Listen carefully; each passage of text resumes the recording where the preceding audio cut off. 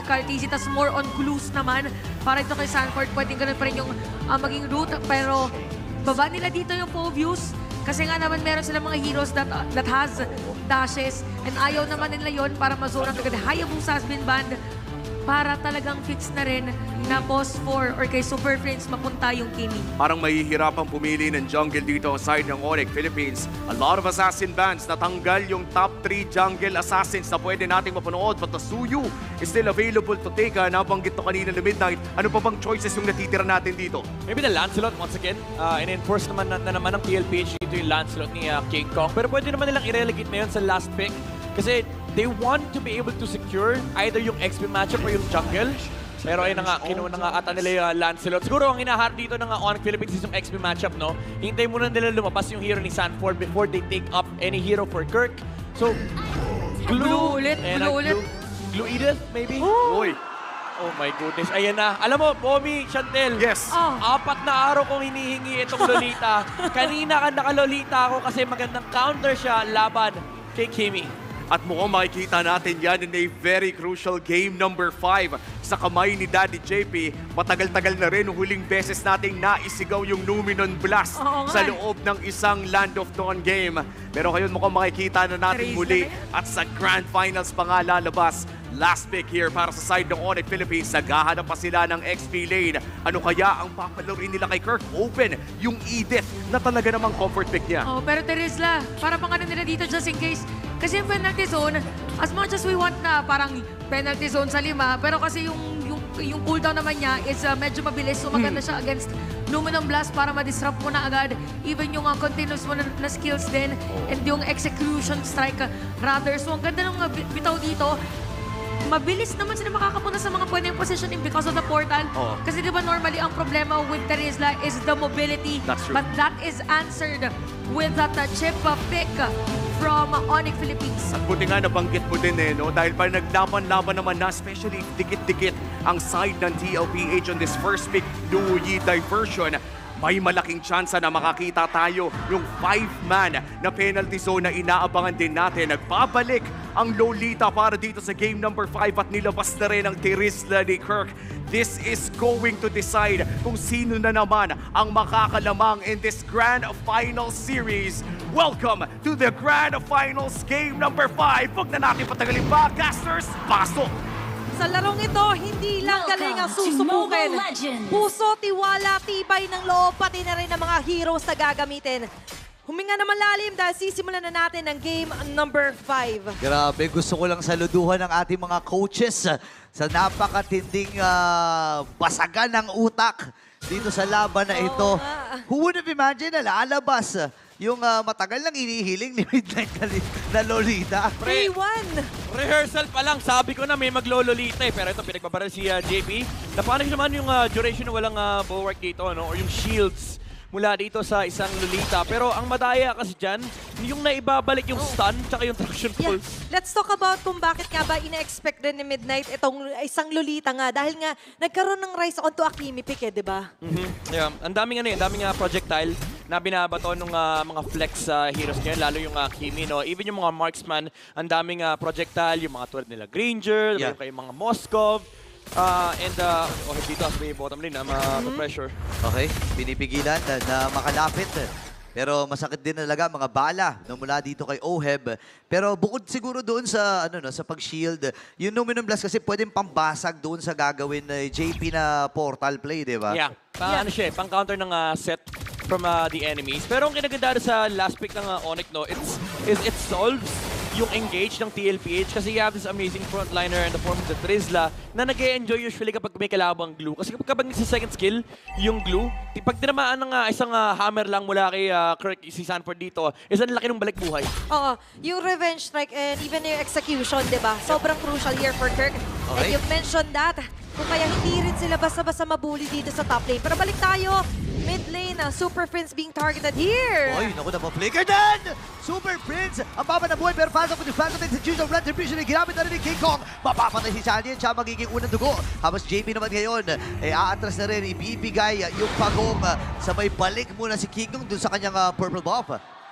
May nagmintis ang ganda ng attempt eh. Okay. Napakalupit ng attempt mula kay Sanji pero may hindi tumamang skill mula kay Sanji and si King Kong. Binitawan muna yung purple, mas importante na i-punish niya yung flicker play na ginawa ni Sanji ron. Pero for TLPH, masaya naman sila kasi nakuha nila yung neutral objective ng game. So kahit papano, even though that's the first blood, a first turtle naman para sa TLPH, pinag-usapan nga natin crucial yung combinations talaga ng Louis to totally maximize the vacuum. Yeah. Pero ngayon for Onyx, they also have the capability na manurpresa yet again with the chip here para kay Brusco. Medyo nakaka-bad trip din honestly yung glue ni Sanford dito. If you're the Lancelot, kahit sabihin natin nga pwede mong dasyan yung glulets. Alam mo yung magdamag, nasa harap mo yung glue, parang pwede mong dasyan. Pero pag iniwan mo, kaya kang instakan din kasi yan eh. Okay, portal. Okay, hindi yata maiiwan dito si Carteezy kasi andun na rin yung Abrasion SWAT! Tulong kagad dito si Brusco. Kaya tumama yung Dominant Blast. Sanji dito ay makakuha ng kill. Habang si Kirk naman ngayon ay mababawian. Grabe yung paghabol doon at Team Liquid. 4-man Numenon Blast! Ang tagal nating hindi nasabi yun. And napakagandang appraisals wrath mula kay Carteezy. Full stack, full damage, isang ampas lang nawala yung chip. And that's what you want kapag ka-Fredrin ka. Pero sa may bandang baba, pwede maging 2v2. Brusco just chasing down someone na pwede magtago. Pero sa ngayon, full-on fight yung meron kang Lolita with JP. Oh, mid lane. Okay, sa gitna naman si Super Prince na kompo. Tinamaan ng energy eruption at si Sanji ay free hit lang with that dispersion and rotation. Grabe. Di ba tatapos to? Grabe naman si Carteezy. Doon palaban eh. No? Fredrin man. Alam mo, sobrang importante kasi, again, no, for both teams na i-clear yung mid. Dalawa sila actually magki-clear niyan para basically supercharge. Walang dandruff dyan sa mid lane. Wala. Diba? Supercharged with clear talaga. Tsaka kung kanina akala nyo makiklear nyo na siya, ay hindi. Nakabanat pa ng appraiser strat. And all in all, ito yung mature version talaga na Carteezy na Oo. nakikita natin. Hindi na ganit sa farm. Oo. Alay sarili para sa objektiba. Pero si King Dogs with top lane. Okay, Oh. Phantom execution at saka yung penalty zone ay nagamit. Yeah. Pero huli ang mga microorganisms doon habang si Carteezy naman ay kinuha na yung Bilis na to, diversion play. Diversion play. Dadaan ba si King Kong? Up, okay. Lang. Okay, medyo nakakilig muli yung mga ganong execution ng diversion ni Sanji. Supercharge muna. Supercharge. Linisin ng dandruff. Oh, wait lang. Linisin. Oh, pero ngayon, ang kailangan din na malinis actually yung play dito as far as Onyx Philippines. But by the way, guys, it's going to be, yung last time na nakita natin ng isang Lolita played in the Grand Final sa MPL Philippines was in Season 11 by then Echo Roamer na si Yawi laban sa Blacklist International. Grabe ka na, Lolita. Parang sa liquid na lang ata. Sa liquid na lang ata yung napipik dito. And bukod pa doon, nakikita natin kung bakit nga ba sobrang gana niya. Pero ngayon, gana, kunak ni Carl. Okay, kahit makunat, kaya lang ang dami kasing ibinabato sa kanya. Gamit na rin penalty zone, Carl? pero buhay pa rin. Si Fredrin man ngayon, tinawag na ang tropa. Dash in mula kay Kera. Patay kagad dito si Carteezy, magiging nagsa-atay si Sanji. Napakunat, pero mamamatay din. Habang doon sa may bandang gitna, may habulang nagaganap! Oh, ladies and gentlemen, nakabawi din. 2-4-2 ang naging palitan. Pero may hampasan pa rin. Nagkakangawitan. XP. Itong parehas na XP laner. Pero tinawag na si Oheb at pinag-normal hits. Ang sakit pa rin ng mga hampas ni Hammerman. Pero mamamatay pa rin sa kamay ng Team Liquid. Nakilang dodge pa rin si Kirk doon. Pero Onyx ramping up the pressure. Alam nila kapag kasama nila yung Trizla, kayang-kaya nila i-match yung frontline dito ng TLPH kasi yung dashes na nalilimit and you also supply the frontline defense for the Hara to be able to take over in the team fight. Kaya naman na-dive si Carteezy doon sa ilalim ng Torre. And even yung Lolita, hindi ganun kaganda yung oras niya kalaban yung Trizla. Okay, diversion play. Iyahatid si Carteezy. King Kong, namadali doon yung purple buff, but still, babalik tayo sa mid lane na kung saan namumuo yung pressure at yung tension. Pwede magkaroon ng chase down, but still, yung turtle, kailangan din namang simulan ni Carteezy. Okay, pupuntahan na dito yung Pagong, pero mapabayaan na ata nila yung bottom lane. Ibibigay na ito na para lang ma-secure na ng mabilisan itong Pagong. Actually, pwede nga pang umagaw ng mga green camps, pero re-respeto na rin ng Team Liquid. Trades na lang ang hinahanap dito ng Onyx Philippines. They don't want to give TLPH the momentum that they can amass. Kasi ang kinagandaan nitong lineup ito is ang lakas nilang kumuha ng mga towers, ang lakas nilang mag-engage, and ang lakas nilang protektahan yung objective takes ng Granger. So ang ginagawa ng Onyx Philippines is pinapalaki nila yung mapa nila. Alam nila at some point, magpo-focus dito yung TLPH na i-brute force yung mga objective, i-brute force yung mga lanes. So, the way to go is by splitting the map. And somehow, gumagana naman yan. Hindi naman sobrang lagging behind dito ang Onyx Philippines. But still, ang isa sa kinakarap nilang problema is JP. And Sanford, papasok si Kirk. Bumalik yung traction pulse, Brusco, no? Brusco! Pero ito na si Brusco. Sa may madalikor, tinawal na si Kingkong. Ngayon, ipin ata ang Team Liquid Philippines. Pinagbabalik siya din yung Super Play. Pero tumama! Numano plus! Oh, hindi to free hit lang. Oh, ipin double. Pero may diversion play. Papunta na sila dun sa may pixel. Si Kingkong, hindi yata nila alam na nandun sa may damuhan. Sinalubong. Pero may dispersion rotation. Wow. Ano si Kingkong at makakatakas. Recalls from Onyx Philippines. At makukuha na yung Torres sa middle. Yep, nandoon yung pag-brute force na naman ng TLPH. Trinay ng Onyx sagutin yung ginagawa dito ng Liquid, pero even if tawagin nila si King Kong, wala na kasi yung penalty zone. Yeah. Hindi rin nagamit yung mga dash kasi nakaharang yung Fred Rin. Baka ma-energy eruption pa yung Lancelot and JP finding that initiation. Kasalanan niya yung dalawang naabot niya rito sa Onyx Philippines. And that's the kind of Numinum Blast na na-miss talaga natin. And looking at our instant replay, Ayun, maganda oh. yung idea nila, Brusco. But don't forget, you do not discount his Lolita when it comes to the crowd control. Saktong-sakto kasi kakagamit lang nung Purify. For sure, nagsisigawan yan. Dadag Fury, dadag Fury, dadag Fury. Grabe yung bitaw na yun eh. And eto na naman yung listahan ng kasalanan ni Daddy Yeah. JP. ah. Lumalaki na naman. Lumalaki na naman ang listahan Oo. at kailangang masolusyonan ng Onyx. Isipin mo yun na may mga kasalanan si JP tapos susolusyonan pa ng Onyx. Oo, and ang nakakainis kasi doon, sila yung pinaggawa ng kasalanan eh. Oo. So syempre kailangan nilang ayusin yan kasi ngayon, Tama. ang daming counters ng TLPH, hindi na nga mabaril ni Super Prince kasi may shield. And ngayon hindi pa sila pwedeng maging aggressive Yeah. kapag may Numinum Blast. Tsaka maganda yung attempt nila doon kay Ohe, pero problema pa rin naman, nahuhuli sila. Nandun yung Bagat. portal. Okay, binasag na kagad yung board. Hindi makakasama si Kera Sanji. Nakuha yung Lord. Ngayon may ibitata si Kirk sa kamay ng Team Liquid Philippines. Diversion. At ang stopping ay narito na diversion play. So may padali ko na hindi. Friends! May super friends. Pumasok na si Carlito. JP tatama yung Sol. And OM for the double. Grabe ang stampin ng Liquid. Wala na silang magawa. Even yung portal sinasalo ng TLPH ng buong buo. Ang daya ng solusyon nila. May energy eruption, may duality, tapos may bulwark. Sino nga ba naman papasok sa portal? Di ba, paano ka pahihinga kung lahat ng pwede mong pagdiskitahan na player, laging merong mangiipit sa'yo? Now, the Lord is onto the hands of TLPH. King Kong is doing his best kahit pa paano maka-speed push, pero babalik tayo Ito na yung brute dito force. sa kailangan ng depensa. Carl! Si Carl TC, nakatakas ka si Super Prince, pero ipit ata siya din si Sanjay. May ipit Oh, din. Kirk! Flicker na gamit. Lahat ng mga miyembro dito ng Luminum Team Blast. Liquid na may flicker na. Luminum Blast. Hindi ata naikasa. Pasok shot! ngayon dito ang Onyx Philippines. At mamamatay si Brusco.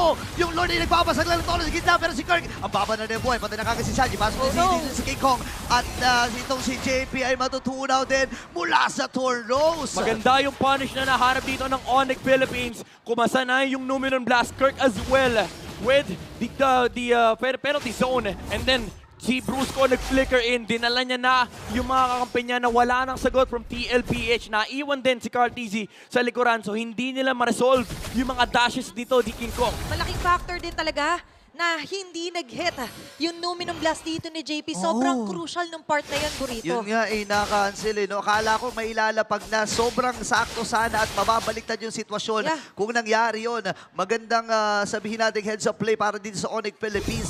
At ang laki na ng win rate dito. Kasi kung consider natin yung numbers dito, midnight. Oo, kahit hindi ganun kaganda, yung naging team fight for TLPH, basag yung mid eh. Yeah. Kumaga nakuha nila yung gusto nilang gawin. And ngayon, yung bottom lane, lamang pasak nila kasi look at where the Lord is. Nasa Oo top nga. lane, slow push is on the bottom side. Although, ang advantage naman dito for Onyx Philippines is nasa taas yung Lord. Pwede nilang padala yung chip sa may baba. Kasi yung portal, nasa left side ng TLPH. Yeah, but PLPH can also do the same thing. Remember, may Sanji, first pick Louie, Ayan na ganun naman. ka-confident sila dito. Oo, sakto yung sentry. Sentry, okay lang. Nagkaamuyan sila. Okay, okay. Hindi ko- Nakakutob. Hindi ko na kinakaya yung MLBB dito. Pare-pares na sila iniisip. Napakapit nga rin ako. Akala ko mabibitaw yung Diba? diversion play. Parang silang nananalamin eh. Ganun Oo. din yung galaw. Nagkakabasahan sila eh. Ang nakakatakot doon, kung shoot doon, tas sakto yung sentry, kita ng Onyx yung buong members ng TLPH. Yari sila Revealed eh. Diba? And you wouldn't want to reveal sana na maaga yung posisyon. Oo. And katulad Revealing kanina, area eh. Midnight, paano mo ba kakalabanin yung sarili mo rin? Oo, mahirap nga naman yon yung titingin ka muna sa salamin. 'Di ba? Pero ito, naka-ready na naman. Pinipindot na naman yung diversion. Ito na naman tayo. Minigame ng Lord. Mabaka muna, slow push. Nahawakan na ni Sanford yung wave sa bandang ibaba. Pero do take note, again, ang Onyx Philippines, meron po silang Y-walk sa kaliwa Oo na nga. nasa likod ng TLPH. Ako, nakakatakot ito ngayon. Ay, nakita ata. Eh, inaapakan. Nagkakitaan. Oy! Binabangan! Doon lumabas si Brusco. Ngayon ay nagamit yung Luminous Blast. Grabe, galit na May galit. idea sila, may information sila. Layo muna si Brusco, nagamit yung conceal.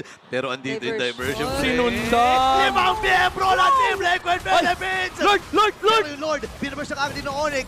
Alam na kagad nila, Sanford. si Sanford pinipigilan lang yung Grabe. plano dito ng Kaya- Onyx. Sanford Napakatibay lang, talaga. dapat. Paano mo mababawasan? Kung naka-grab ako sa'yo, si Kiko ka nasa haniban dito. Atras muna, JP, to the rescue na rin. Si Zona Carl, dito yung Carl. mga miyembro ng Onyx. Okay. Si Sanji ay nandun with the pokes. Oh my Pero si goodness. Oheb, diretso lamang ang tingin dito sa Lord at makukuha na nila ito ng libre. No, grabe yung commitment nila dito.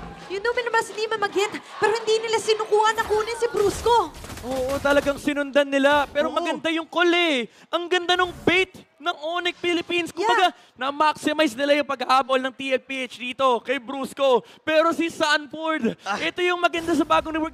Ang dali is-stack. Nung kanyang grab-grab, nakapatong siya kagad kay King Kong, effectively repelling Onyx away from the Lord. Yeah, and that was, take note, 4 members po na Oo. inilalayo niya. Kaya umabot ibang mga members to get this Lord. Pangalawang Lord, marching on to the mid lane. Katulad kanina, dating gawe King Kong, relieving some pressure here. Nag-clear na ng mabilis yung bottom. Para nga naman, mas mapaliit yung pressure na matatanggap nila. Sinasabi muna nila yung Lord. Habang ginagawa ng Onyx to, yung top lane libre, pero yung yung chip ang layo pa. Kailangan ingatan dito yung mga ultimates. Speaking Card. of ultimate, andito na ang penalty zone! Sa likuran na ilalabag na yung portal! Ito na yung pagsugod ng Onyx Philippines! Nakuha na ng kill kagad dito si Kelra ngayon naman. Ay atrasan muna sa break shot. Card. Walang tinamaan si Carlito! Kelra with the double! Binabari-baril na muna dito ni Super Friends. Atras ang magiging call ng Cavalria. Si Sanford na magiging punteriya ng pamilya. At si Brusco ay nakakuha din ng kill. 3-man down! Napakaganda nung sandwich play na ginawa ng Onyx Philippines. Brusco coming from the top side. Even though nawala yung Tori doon, na-maximize na nila yung opportunity na hindi sila kita ng TLPH. Oh, Brusco! Ito kita. Ay, ayun lang, nakapagtawag ng portal bago mamatay! Grabe Napatay na si tulang agad. Orb! Oh no, at Scar TC, kaya kailangan na lumayo. Si Orbe namatay din. Nakadalawa si Kelner dito. Lord ay matagal-tagal pa. Sanji and JP nila ka natitira. 7 seconds para kay Sanford. Sobrang daming outplay na nangyayari mula sa sandwich play onto that dive ni Brusco. Alam nila walang capacity ang TLPH na lumaban ngayon and they found an opportunity. Wag na wag kang tatalikod dito sa Onyx Philippines. And looking at their instant replay. Buong akala mo di na mag-chase. Ayun, oh. But Ayun, with oh. one penalty zone from Kirk, totally changed the trajectory dito para sa Team Liquid. Yep, kaya eh. Kumbaga, pwedeng harapan ni Kirk dito yung Lolita para ma-knock up yung si JP. And then if manlaban yung TLPH, ang ganda kasi nung pwestong tinik ni Brusco. Kanina pa siya, mga 40 seconds siya naghihintay doon sa taas. Tapos, yung wave, hindi niya pinapansin. Pinabasag niya nga niya yung Torre. Sabi niya, hindi, relax lang ako dito. Pag pumasok yung Lord, pwede ako mag-conceal and then yung shortcut nasa likuran. Plus the chase down dito, di ba na naabot pa nila sa Uheb. Finally sealed the deal. Ngayon 1K na sa wakas mahahawakan ng Onyx ang kanilang gold deal. Looking at their Infinix in-game equipment naman midnight, ano ba yung kailangan natin i-highlight dito? Masarap i-highlight dito yung pinakapaldong fleeting time, nakadalawang shortcut. Grabe. Sila Brusco doon and that reclaimed them their position in this game. Ngayon, dagdag pa natin dyan yung mga additional damage mula rito kay King Kong and Kelra. Buo na yung mga penetration items sila. Malefic Roar para kay King Kong and also the Divine Glaive para kay Kelra. Even si Carl TZ, mararamdaman niya rito yung puot ng damage dealers dito ng Onyx. Yeah, nag-reflect yan kanina. Nagkabukod-bukod sila doon. Di niya naprotektahan yung kanyang baby cakes. Pero ngayon, Lord has respawned. Pangatlong Lord ang laban on the defense kay TLPH dahil naiangat pati yung map control dito. Yeah. Nakita sila doon. And ngayon, ang Team Liquid Philippines, ibibigay na pala ni Carlito yung purple buff para dito kay Sanji.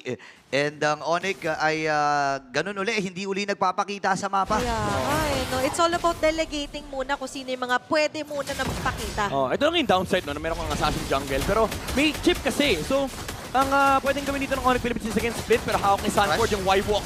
na pupuntahan ni Brusco. Pero umabot pa rin! Ayan, kung sila, nilabag na dito yung portal. Habang yung Lord ay makukuha ni King Kong. Guard! The penalty zone. 5 miyembro ng TLPH na natamaan. Labag yung Sanford. Sanford dito, sinasalong yung damage. Atras muna sila. Andun yung Guardian's Reflector. Oh, JP? Tinamaan din yung Sonic Bubble si pa. Kurt. Flicker yung nagamit din ni JP. Diversion! Diversion play sa may bandang likuran. Nakita si Sanford at si Sanji. The Sansan duo. Nag-aabang din. Andun yung dispersion. Ang sakit ng damage. At walang mamamatay sa pamilya ng Onyx Philippines at TL. Oh my goodness, kinabahan ako doon sa penalty zone ni Kirk. Yun eh. Yun eh, hinaharap ng Onyx Philippines eh. Pero nanlaban yung TLPH. Ang laki ng proteksyon na binigay ni Carl Easy sa may front line with the energy eruption as well. Pero andun yung pag-punish. Wala kasi Numenon Blast. Ginamit ni JP para ma-secure Lord. Pero umabot yung Thorn Rose ni King Kong with the retribution.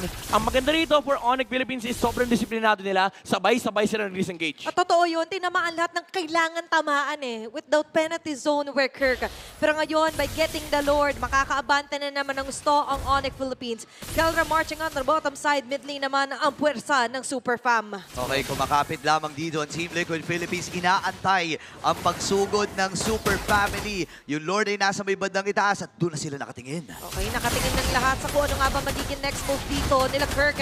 Especially here, na sobrang vulnerable ng Team Liquid. Yeah, pwede mag-all-in dito yung Onyx Philippines pero nakakatakot din kasi yung threat na kapag pumalya sila may diversion play na pwedeng humabol sa kanila. So, classic approach mula sa Onyx, lilinisin mo na lang yung towers and then probably wait for the next Lord. Yeah, hanggat maaari, you don't want to risk na magkaroon ng punish agad sa'yo. Ang bilis ng punishment nila sa isa't isa eh. Diba, Ibang may klase. chase and you have the portal here para kay Brusco din. Ang hirap pala maging immortal, pre, no? Oo, pre. Ang hirap, road to immortality, pre. Pag road to immortality ka pre, di ka pwede huminga. Hindi talaga eh. Oo, kaya yung audience, buti nga yung mga audience nakakahinga eh. Okay, inhale, exhale, makakadepensa. Yung firepower naman enough dito midnight, diba, for TLPH. Yeah, kaya naman nila. There's a lot of crowd control from the side of TLPH. Pero ang ginagawa kasi dito ng Onyx Philippines, nagtatapon na sila ng katawan. Yung katawan ni Brusco, yung katawan ni Kirk, napaka-macho. Kayang-kaya nila saluhin yung mga damage output na nanggagaling dito mula kay Oheb. And tinatahi na ni King Kong yung pahina dito ng Onyx Philippines. Basta maabot niya lang si Oheb. Yeah, and it all made sense na nga lang din kasi doon nagsimula actually yung pag-rise ulit dito ng Onyx Philippines. And now, looking at the position, sobrang crucial na naman na walang mabukod, walang nag-iisa kasi nga yung mga pick-off ay sobrang high ngayon. Naapakan yung Y-Walk. Nag-aabang sila sa Y-Walk na Grabe, portal, no? Hinihintay nila na eh. Nagbubukas yan eh. Nakikita mo nagbubukas yan eh. Pero ayaw i-check. Ayaw i-check ni Brusco. Nagpapanggap siya na hindi niya alam. Patay mali siya lang kumbaga. And as a chip specialist, alam ni JP na ito yung possible window na sisilipat talaga. Lalo't yun yung nabutas ulit sa kanila. In Phoenix in-game, equipment check muna tayo midnight. Naka-Oracle naman and Immortality by the way dito si JP. Oo, nagbenta na ng boot si Kelra. Meron ng additional sustain dito with the concentrated energy. Pero pinakamagandang i-highlight dito is yung immortality ni Kirk and also yung papuntang siguro Blade Armor, Dominance Ice. Para sa Terizla, para at least mabawasan dito yung sustain na nanggagaling mula kay Carl TZ and Sanford. Pero ito setup ng Onyx Philippines, medyo masama na nasa baba yung Lord para sa kanila kasi pangit yung pwesto ng Y-Walk. Pero ang kinagandaan dito is chip pa din ito eh. Kumbaga pwede nila kontrolin yung kaliwang side na hindi sila masyado nag-worry kasi for sure may nagbabantay ng Y-Walk sa baba. And even with King Kong here, na nakikita naman natin na tinitake into consideration nga nila na kahit na medyo lugi man ang position ng Basil at chip is a chip. Pero ngayon, awareness onto the map, pagbabasihan natin yung execution din nila. Ito na naman tayo, may minigame na naman. ng Lord. Ganito sa Pilipinas. Yung Lord, sinesetapan yan. Kung sa ibang region, suntukan sa Lord dito, pagandahan ng pwesto sa Lord. Di ba? Hanggat maaari, hanggat kaya nilang itago, hindi muna nila ipapakita talaga. Tsaka sobrang importante nitong Lord na to kasi enhanced na Lord na to. Ito yung hindi na namamansin. Hindi na namamansin ng hero to Suplado na yan. Suplado na, hahampasin na ito, Tori lang eh. Saka nagiging Onyx yan, pre. May kidlat yan eh. Oo, kumikidlat jutsu to eh. Diba? And Onyx actually needs that Lord if ever man. Same goes for TLPH, knowing na nabasag nga nila, by the way, yung base sa gitna ng Onyx Philippines. Ano na, tinatanggal yung tanggal dandruff buong mapa. Clear muna ng wave. Kailangan. And ang masaklap dito for TLPH is, again, basag na naman yung top lane. Medyo malas yung pwesto rin para sa kanila. So all in all, pantay lang kasi for the chip, no, hindi ganun kaganda na nasa baba yung Lord, pero may Y-Walk pa rin naman. And for TLPH, wala rin silang tower sa may top lane. So I would say may konting kalamangan dito, yung Onyx because of the chip factor. Pero again, kanina pa ayaw bitaw ni Sanford yung Y-Walk sa baba. Kumbaga yung puwet nila ni JP kanina pa nakapwesto dyan. Oo nga eh. Tsaka nagpapalit-palitan din sila, no? Bababa si Sanford, tapos pupunta rin dito si JP. At sobrang importante na to para sa Team Liquid Philippines. Yeah. Ayaw nila na maunahan din at mabigyan lang, ng oo. window ang Onyx Philippines na makapanalo. Kasi for sure kapag isa, dalawa sa miyembro ng TL ang natumba dito, tapos ang laban eh. Bawal ka mangawit dito. Oo, 2 minutes na yung Lord. Sabi niya, ano bang balak niyong gawin sa akin? Kanina pa ako nanonood eh. Ang dami niyo kiniklinaw. Ano ba? Nagpa-farm ba kayo? Kompleto naman yung mga items. Pero katulad nga kanina, recall lang natin, for TLPH, ang hirap kasi nga ng sitwasyon Oo. na lagi at laging kailangan i-clear. At yung Yeah. delegated talaga doon is going to be OHIB din eh. Yep. Tsaka ano na, umabot na tayo sa late game equilibrium. Nag-cross na tayo ng 60k gold for both sides. And ito na yung sinasabi natin na wala nang importansya. Wala na. Yung gold lead Ayun na. kasi halos lock item na lahat. And ito may naka-ready na nakahawak na pindot. Kita. Doon sa diversion ay nag-conceal. Nakita si Brusco, nag-conceal siya. Bumaba siya dun eh. Pumunta siya dun sa may babang wipe of Yeah. portal. And si Carl TZ, siya na ang natalaga na suyurin lahat ng mga damuhan na nasa paligid nila. Parang sabi niya, hindi enough ni si Sanji lang kasama ng baby cakes Oo, ko. bitin eh. Kailangan nandito rin ako. And the protection naman ay kailangan talaga for OHIB. Bibigyan ko kayo ng context bakit hindi pwede TLPH yung magsimula ng Lord. Kanina pa nila hinahayaan yung Onyx na mag-start kasi may flicker yung chip. And ang nakakatakot kasi dito, pag nag-Lord yung TLPH, kailangan kasama dito yung ka-baby cakes ni Carl TZ. Nakakatakot kasi dyan is baka ma-flickeran yung Granger. Sa bagay. At ang malaking factor yun kasi pinakagagalingan ng damage dito is going to be OHIB. Yes. And ngayon for Onyx naman, very important din to notice, of course, is Kelra and King Kong. Oh, medyo natatakot nga ako sa gustong gawin ni Sanji. Yung Nakaabang diversion niya kasama yung Granger eh. Oo nga eh. Alam mo naman, kailangan nila itago yan kasi yan yung isa sa mga main damage dealer nila. Yeah. Pero Tinetesting nila. sisimulan na yung Lord. Itutuloy ba to or i-reset? Nakaabang si Carl TZ just in case. Kasama niya si Oheb para if ever magpakita si King Kong sa may top lane. Pero kasama rin nila si Sanji. And tinetesting ni Sanji kanina pa yung range eh. Abot naman sa Lord Pit. Grabe yung macro dito, no? Napakatindi ng tiisan dito, Tama. pre. Meron tayong record by the way ng pinakamahabang Lord Dance. Ang record po natin ng Ano pinakamahabang Lord Dance ay 7 minutes 11 seconds. Wow. So far, yung Lord Dance na to, 4 minutes and 30 seconds na. May mabibit nga ba ulit na record for the Lord Dance dito sa Grabe. FPL Philippines? And kanina nga sinasabi natin, nagtatest ng waters dito si Sanji ng range. Kaso nga lang, ulitin natin, pwede kasing ikapahamak or ikabuti ni Oheb yung gagawin niya na paghatid. Oo. Yeah. Ang pinaka-importanting target dito na hindi makita ng Onyx Philippines is yung Fredrin. Honestly, pati yung Louie, pero as long as di kita ng Onyx dito yung Fredrin, kasi baka mamaya biglang sumulput, dash in, sundot, retry, kanila pa yung Lord eh. So, hindi rin pwede i-risk ng Onyx Philippines dito yung, oy. Ito, diversion play. Okay, Buti 5 sila. minutes, 2 minutes to go. Napakatagal na netong Lord na to. Alam mo, ano na nga, nagtatampo na nga yung Lord na yun eh. Wala nang umahampas sa kanya eh. Kanina, hinahampas-hampas pa to eh. Okay, stack. Check muna tayo dito para kay Oheb. By the way, 51 onto his Sky Piercer. akala nyo yung laro dito sa MLBB, suntukan lang. Hindi, may minigame dito. Hindi. May MLBB part 2 rito. Ang daming side quest na kailangan gawin dito ng mga players natin before the main quest. And yung main lord natin, kanina pa to nangangawit midnight. Ngawit na yan kasi kanina pa may hidden chest. Oo. Between these two teams, no? Nagki-Queen's Gambit sila. May yung nag-uutakan, saan ba tayo pupwesto rito, G? Tapos sa kabila, hey Brusco, dito ka lang, pakita ka lang dito, pwede kang mag-portal. May ganong may ganong labanan pa. Oo, kahit tayo napapa-overtake, ano nga ba yung posibilidad? Brusco. Nahanap si Oheb. Oy, Carl. Pag Easy. nag-fights, Carl, kita nila yung Fredrin. Ayan na, si Brusco ata bubuhan nila. Pero nandun na ang tropa. Onyx Philippines, hinumaban na ng mag-isaman force. Atras muna din si Liquid Philippines. Pero si King Kong sa likod ang naging punteriya. Namatay na si Carlito. Atras muna ang tatlo. Oh, no. Ito si Sanford nakasanib din. Mapapatay ba? Itong nasa iban niya, yes sir. Patay si Brusco dito. Pop yung emo. Mid! Pero sa ganang bahay, may nagaganap. May nagaganap na niluluto ang Team Liquid Philippines. Base locking na sila dito. And we have the match point.